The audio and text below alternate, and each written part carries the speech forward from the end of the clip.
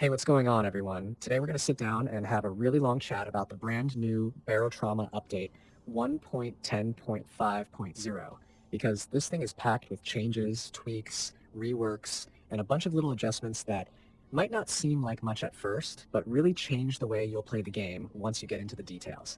I want to take you through everything in a conversational way, like we're just hanging out and talking about it.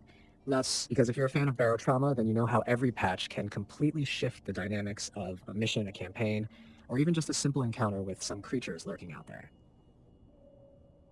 This update didn't come out of nowhere either. It's been brewing for a while, and while the official notes weren't as flashy as some of the past ones, the actual changes in practice are really worth unpacking. So let's start with something that's always been one of the more exciting weapons in the game, the the railgun.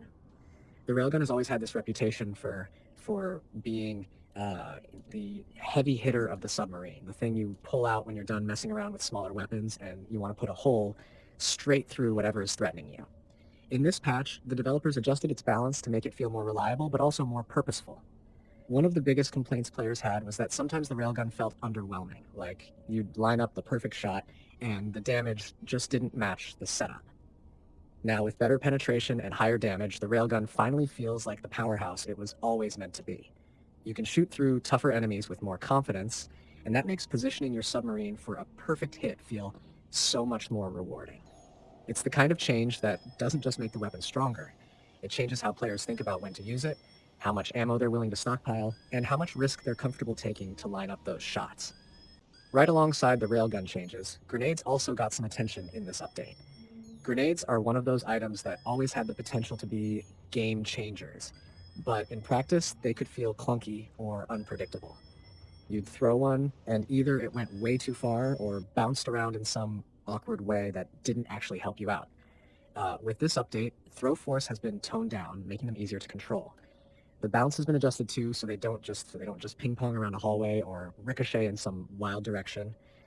And then there's the tweak to their shape, which makes aiming and predicting where they're going to land feel smoother. It might sound like a small detail, but if you've ever tried to clear out a swarm in a tight corridor or lob a grenade at just the right angle, you know how frustrating it could be when the physics didn't line up. Now they feel more like a reliable tool in your kit rather than something you only use as a last resort. Another interesting part of this patch is the rework of antibiotics and glue, which might not sound as exciting as weapon changes, but actually affects the day-to-day survival aspect of the game in a huge way. These items used to have a more straightforward role, kind of like single-purpose healing solutions. Now they've been expanded to have broader effects, but the trade-off is that they're less efficient in pure healing terms and come with some drawbacks. This is a clever move because it pushes players to think strategically about what they're carrying and when they're using it.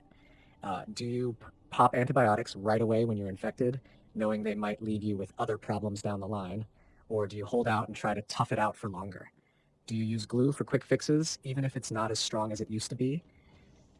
It adds layers of decision making, and in a game that thrives on tension and limited resources, those little moments can mean the difference between a successful mission and a disastrous one.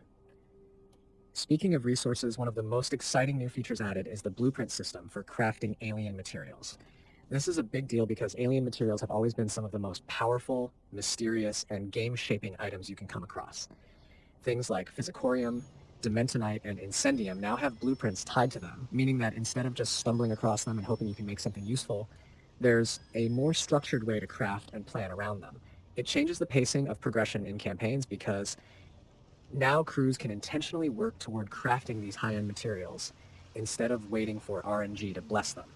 It also adds an extra layer of depth for players who enjoy long campaigns with a focus on optimization, because managing blueprints becomes its own sort of mini-game. Now, we can't forget about the long list of AI, NPC, and mission fixes in this update. These are the kinds of things that don't always make headlines, but definitely make the overall experience smoother. Bots are a perfect example. Players know the AI can sometimes be helpful, but other times completely frustrating. In this patch, bots have seen improvements to their behavior, especially in terms of how they handle tasks under pressure. Whether it's repairing, fighting, or just not getting themselves killed in silly ways, bots are a little more reliable now, and that makes playing solo or with smaller groups a much more viable option. There have also been fixes to water flow and environmental systems, making the world itself behave more predictably. That matters because Barotrauma thrives on chaos, but it should be intentional chaos. not bugs or janky systems getting in the way. Enemy spawns and mission triggers also got some polish, which smooths out some of those frustrating moments where you'd run into broken scenarios that pulled you out of the immersion. So when you put all of these changes together, what you get is not just a list of patch notes, but a shift in how the game feels overall. The railgun feels more rewarding and powerful. Grenades are finally practical instead of awkward. Healing items now require thought instead of being mindless consumables. Crafting alien materials feels like an actual goal to work toward. And the general polish on AI and world systems keeps the immersion intact. This is one of those updates that sneaks up on you. It doesn't sound groundbreaking at first, but once you start playing, you realize how much it's altered the rhythm of missions and campaigns. Think about how all these pieces interact. A more powerful railgun means players will be tempted to engage in more aggressive strategies, but that also means more risk because lining up shots often puts you in vulnerable positions. Grenades being more controlled means boarding actions and close quarters fights feel more manageable, so players who used to avoid using them might start incorporating them into their strategies. Reworked healing items mean medics and crews in general can't just spam the same solution anymore. They've got to think ahead, plan for side effects, and diversify what they carry. The blueprint system encourages long-term planning and opens up new crafting goals, giving campaigns more structure. And the AI fixes? Well, that just means fewer moments of yelling at bots for walking into fire or drowning themselves in the bilge. All of this also impacts the community meta.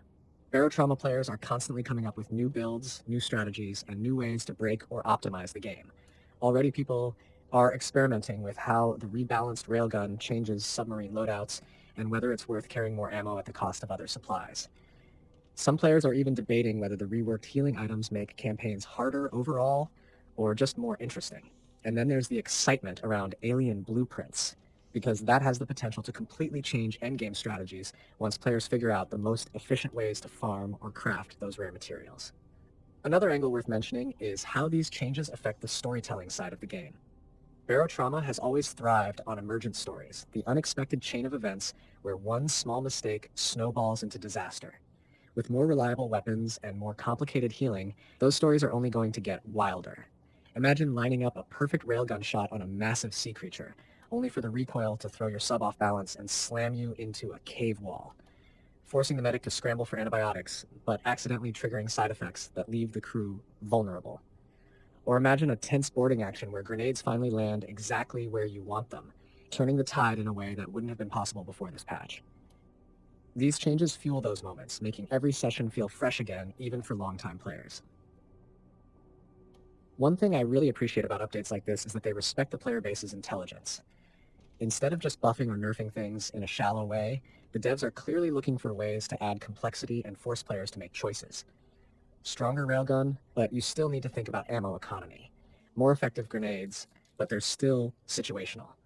Expanded healing items, but with trade-offs. Blueprints that give you power, but only if you put in the time and resources. It's all about balancing power with responsibility, which fits perfectly with Barotrauma's overall tone as a game about survival, teamwork, and risk management.